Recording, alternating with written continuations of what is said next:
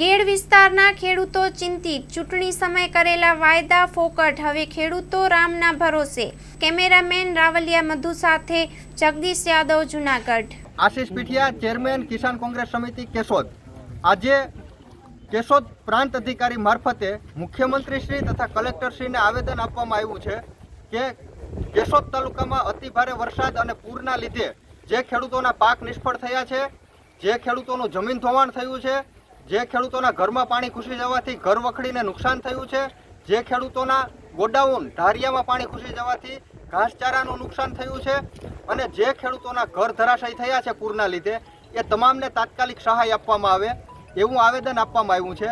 Collector સાહેબ શ્રી આજે અહીંયા હાજર હતા, પણ કલેક્ટર સાહેબ ડીડીઓ અહીંયા હાજર હતા, પણ ખેડૂતોને સામે જવાબ આપવાને બદલે તે પાછલા બારણેથી નીકળી ગયા। ખેડૂતોએ એમને રજૂઆત કરવાનું કહ્યું, પણ ખેડૂતોની કોઈ પણ જાતની રજૂઆત એમના દ્વારા સાંભળવામાં આવી નથી।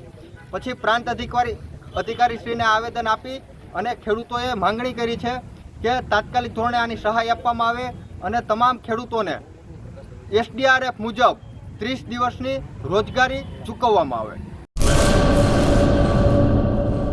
सागर लक्ष्मी एग्रीसीड्स ना एरंडा बियारण स्टार्ट ऑन।